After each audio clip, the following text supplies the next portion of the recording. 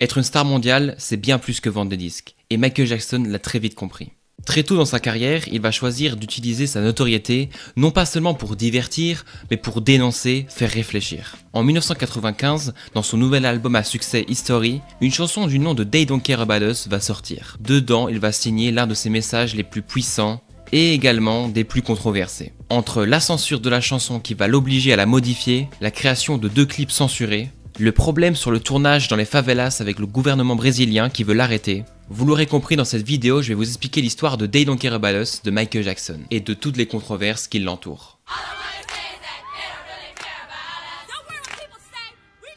Revenons en 1994. Année où Michael Jackson est de retour en studio, mais cette fois-ci dans un contexte bien spécial. Effectivement, on était dans un des moments les plus spéciaux et compliqués pour la vie de Michael Jackson, puisqu'il venait quelques mois auparavant de se faire accuser pour la première fois d'avoir touché un mineur. Une affaire qui ne prendra pas de temps à faire le tour des médias du monde et à salir considérablement l'image du chanteur, qui était pourtant la plus grosse star musicale du moment. Face à ce battage médiatique, Michael Jackson n'aura jamais vraiment l'occasion de pouvoir clamer son innocence, à part une seule vidéo tournée chez lui à Neverland. There have been many disgusting statements made recently concerning allegations of improper conduct on my part.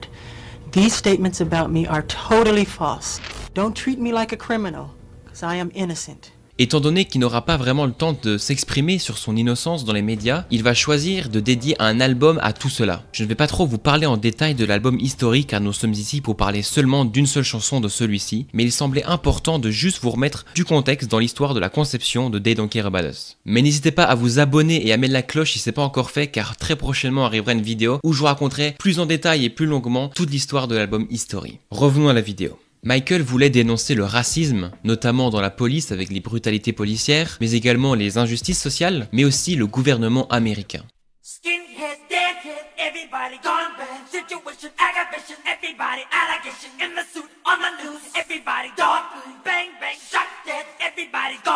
Et ce que Michael Jackson va faire, c'est qu'il va créer une corrélation entre son discours et sa résonance. C'est-à-dire qu'il ne va pas chanter sa chanson de manière lente sur un beat R&B ou que sais-je. Non, il va chanter de manière très agressive, comme vous l'avez entendu avant, et tout cela sur un beat très particulier.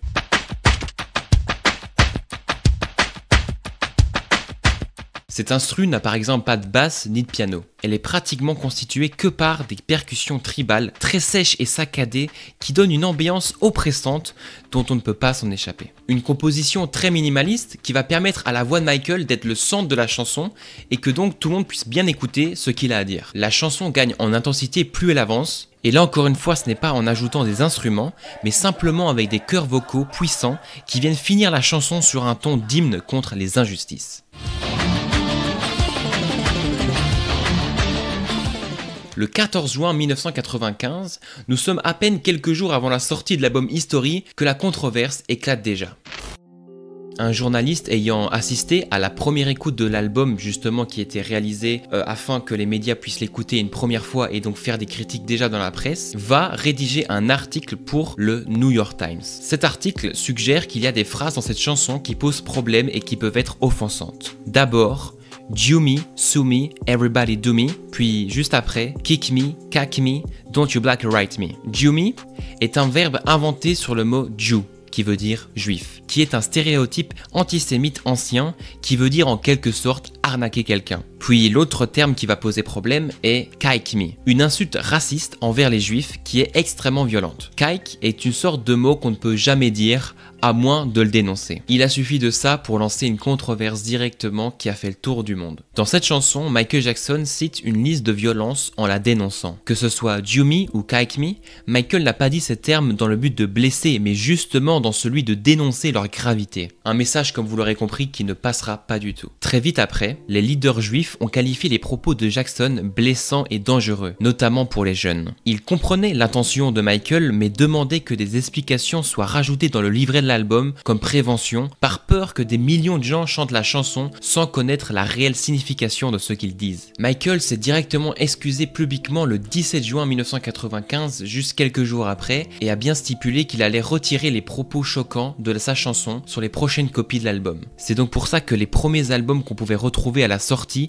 avaient une première version non censurée du morceau They Don't Care About Us, mais qu'à partir des deuxièmes impressions des disques, la chanson avait des bruits parasites qui apparaissaient pour censurer les mots délicats. Mais également sur la pochette de l'album se retrouvait un petit autocollant explicatif de Michael Jackson qui expliquait sa volonté de tolérance, de paix et d'amour. Une polémique qui va beaucoup le toucher, lui qui essayait de combattre le racisme a fini par se faire traiter lui-même de raciste par les médias. Pour vous dire, encore un an après la controverse, quand on tenait un micro à Michael, il disait ça. By the way, I love Jewish people. I bet you do. I bet you do.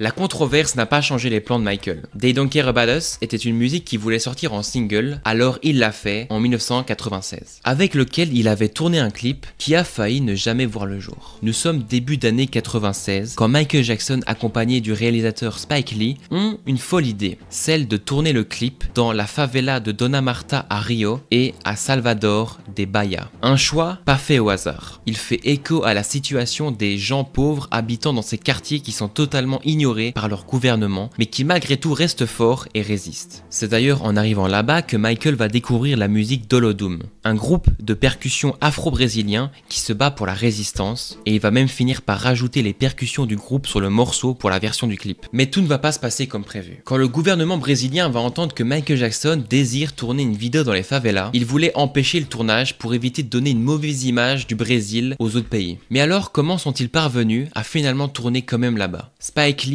est arrivé quelques jours avant faire des repérages et a compris que l'endroit était dangereux, surtout qu'aucun policier ne serait présent pour protéger le tournage, étant donné le désir d'arrêt du tournage du gouvernement. Alors, Spike Lee et son équipe ont finalement été parler au trafiquant et chef de la favela, Marcio Amaro de Oliveira, un trafiquant de drogue, mais quand Spike Lee lui a présenté le projet, il s'est avéré qu'en fait il était un grand admirateur du roi de la pop. Alors, après toutes les explications, le trafiquant a assuré que lui et ses hommes allaient s'occuper de la sécurité de Michael Jackson et qu'ils pouvaient même laisser du matériel sur place tellement que personne n'allait voler, ils étaient à l'endroit le plus sûr sur Terre.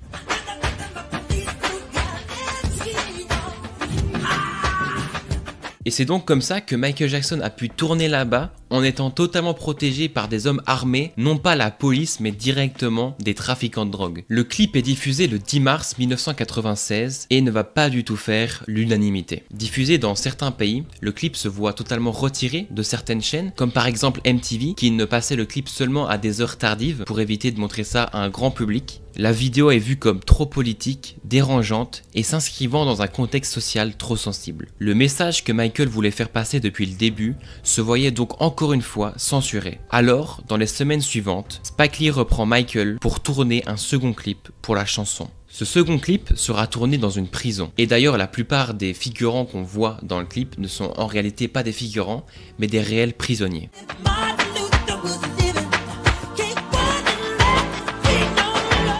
En plus des séquences tournées dans la prison, le clip montre aussi de nombreuses images d'archives violentes comme des vidéos de brutalité policière, du KKK, de la guerre et autres. Et donc seulement quelques semaines après la sortie du clip au Brésil, celui-ci va également sortir. Certaines chaînes ayant refusé de diffuser la version du Brésil vont diffuser celle de la prison. Une stratégie donc gagnante pour Michael puisque le but derrière tout ça était évidemment de passer son message au plus large public possible, peu importe la version du clip diffusée. Mais comme vous pouvez vous en douter, la nouvelle version va également poser de nombreux problèmes. La vidéo est bien plus sombre, radicale et frontale. La plupart du temps, elle sera diffusée seulement le soir sur certaines chaînes, sur d'autres elle ne passera même pas, surtout aux États-Unis où visiblement la chanson pose problème depuis le début.